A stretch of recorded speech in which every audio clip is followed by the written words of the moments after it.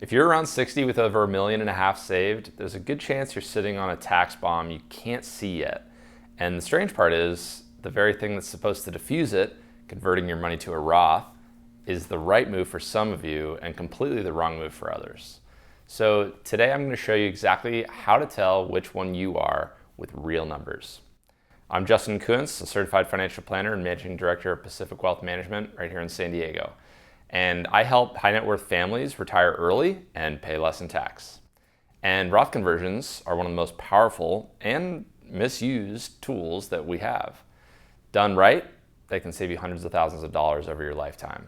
Done wrong, or done blindly, they can actually cost you money. And the difference is in the details. So let's get into them. First, here's what you've been told, and it's not necessarily wrong, it's just incomplete. You've been told that money in a Roth grows tax-free and comes out tax-free, while money in a traditional 401k or IRA gets taxed on the way out. So converting moves that money from the tax bucket to the tax-free bucket. Simple enough. But here's what's actually happening under the surface. And this is the part that really matters. When you retire at 60 with most of your money in pre-tax accounts, your taxable income suddenly drops. You're not earning a salary and you haven't turned on Social Security yet. It feels great. Low income, low tax bill, but that low income window is temporary and it's hiding a problem. Because at 73, required minimum distributions kick in and the government forces you to start pulling money out of that pre-tax account whether you need it or not. And if that balance has been growing untouched for 13 years, the forced withdrawal is pretty large. Run the numbers. $1.5 million growing at 6% for 13 years becomes roughly $3.2 million. And that first RMD is around 120 grand. Landing on top of your Social Security all at once in your 70s. A low tax bill today is exactly what makes a tax bill later so big. So the real question isn't, should I convert? It's, do I have a low income window that I can now use to diffuse a high income problem later on? And to answer that, you have to actually run both paths. So let me show you what that looks like in practice. A married couple, both 60 years old, just retired, filing jointly. They've got $1.5 million in pre-tax retirement accounts, $400K in a brokerage account, and $100,000 already in a Roth. They spend about 90 grand a year, and they're planning on claiming Social Security around 70 years old. Path one is do nothing. They live off of their brokerage account, enjoy the low tax bill, and let the pre-tax account ride. It feels efficient, but at 73, those RMDs force out 6 figures a year on top of their Social Security income, pushing them well into the 24% bracket and beyond, making 85% of their Social Security taxable and triggering IRMAA surcharges on their Medicare. They pay a low rate in their 60s and a high rate for the rest of their lives. Now let's change just one thing. Path two. Starting at 60, they convert about 90 to 100 grand a year from pre-tax accounts to a Roth, deliberately filling up the 22 and 24% tax brackets while the other income is low, and they pay the tax on those conversions from the brokerage account. That detail is critical. I'll come back to it in just a sec. Over 10 years, they move roughly $1 million into the Roth at controlled rates. By the time RMDs hit at 73, the pre-tax balance is much smaller, and the forced withdrawals are modest, with a huge chunk of their wealth now growing and coming out completely tax-free. When you run both all the way out, the difference in lifetime taxes between those two paths is between maybe $200,000 and $400,000 for a couple like this. And the legacy that you can leave is meaningfully larger in one than the other, right? That's not necessarily a rounding error. That's the cost of guessing instead of planning. Now, before you go to convert everything, I want to be honest with you about 3 things that can break this, because this is where blind conversions go wrong. The first is IRMAA. Medicare looks back 2 years at your income to set your premiums, so the conversions that you do at 63 affect your Medicare costs at 65. A conversion that's too aggressive right before Medicare can spike your premiums for years, so you have to size that conversion around the look back. The second is health insurance. If you're buying coverage on the ACA marketplace before 65, a big conversion can spike your income and wipe out thousands in subsidies. This is an exact problem that I actually covered in another video you'll have to check out. So in those bridge years, you're balancing conversion room against subsidy room.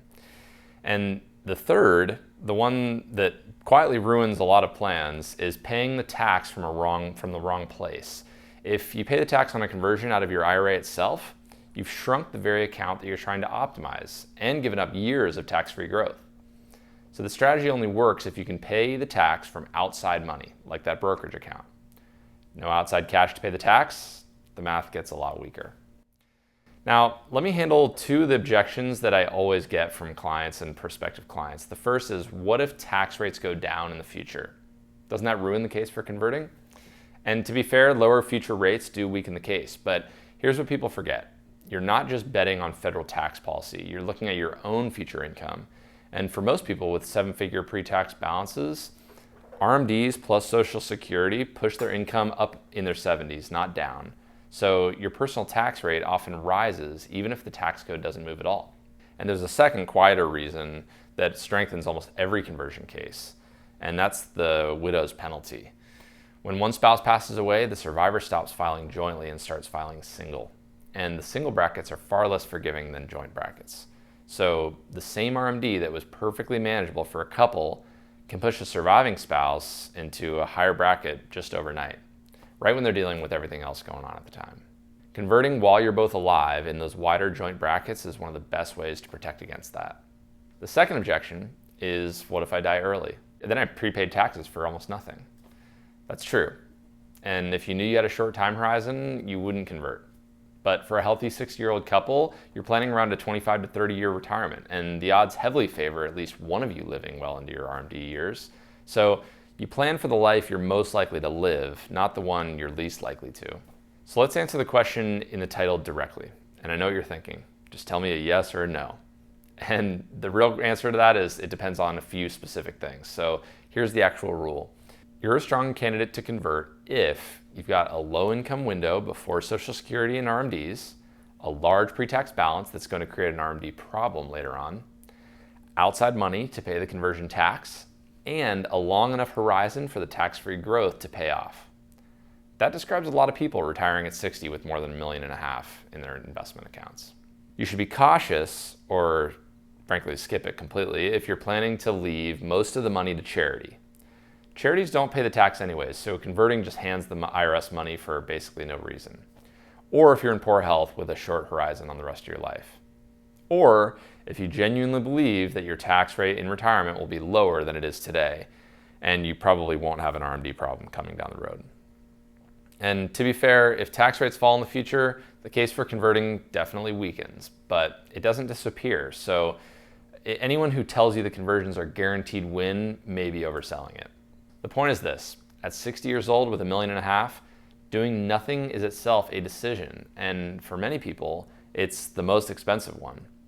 You shouldn't be guessing on a six-figure question.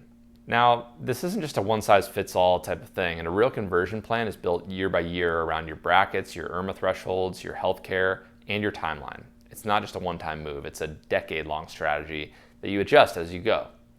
So if you're in that window, around 60, a seven-figure pre-tax balance, and trying to figure out whether and how much to convert, that's exactly the kind of analysis that we do at Pacific Wealth Management.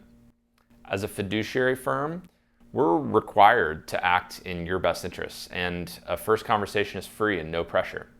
You'll get a clear read on whether you've got a tax bomb coming and what your conversion window actually looks like, whether or not you ever become a client. There's a link in the description to get started. Thanks for watching, and I'll see you in the next video.